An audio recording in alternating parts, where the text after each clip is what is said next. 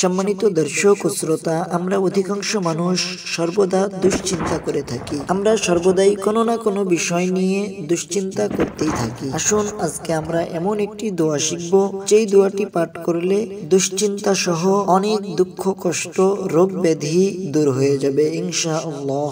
হাদিস শরীফে বর্ণিত আছে, দুঃখ বা বিপদে এই দোয়াটি পড়তে থাকলে ৯৯টি দুঃখ, কষ্ট ও রোগ ব্যাধির ঔষধ হবে। সুবহানাল্লাহ। যার মধ্যে সর্বাপেক্ষাই ছোট রোগ হচ্ছে দুশ্চিন্তা। তাহলে আমরা বুঝতে পারলাম যে দোয়াটি আমরা শিখব, সেই দোয়াটি বেশি বেশি পাঠ করলে দুশ্চিন্তা, রোগ ব্যাধি এবং দুঃখ কষ্ট আমাদের দূর হয়ে যাবে। অত্যন্ত সহজ এবং ছোট্ট একটি দোয়া। আসুন সেই ছোট্ট দোয়াটি আমরা শিখে নেই। লা হাওলা ওয়ালা কুওয়াতা ইল্লা বিল্লাহ, লা হাওলা ওয়ালা কুওয়াতা ইল্লা বিল্লাহ।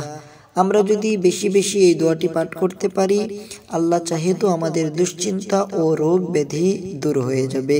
উঠতে, বসতে, চলতে, ফিরতে সর্বদাই আমরা এই ছোট্ট দোয়াটি পড়তে থাকবো, লা হাওলা ওয়ালা কুওয়াতা ইল্লা বিল্লাহ, যার অর্থ কোনো শক্তি সামর্থ্যই আল্লাহর সাহায্য ছাড়া অর্জিত হতে পারে না। সম্মানিত দর্শক ও শ্রোতা, অত্যন্ত ছোট এবং সহজ দোয়া, এই জন্য আমরা সর্বদা পড়তে থাকবো, লা হাওলা ওয়ালা কুওয়াতা ইল্লা বিল্লাহ। আল্লাহ চাহে তো আমাদের দুশ্চিন্তা ও রোগ ব্যাধি দূর হয়ে যাবে।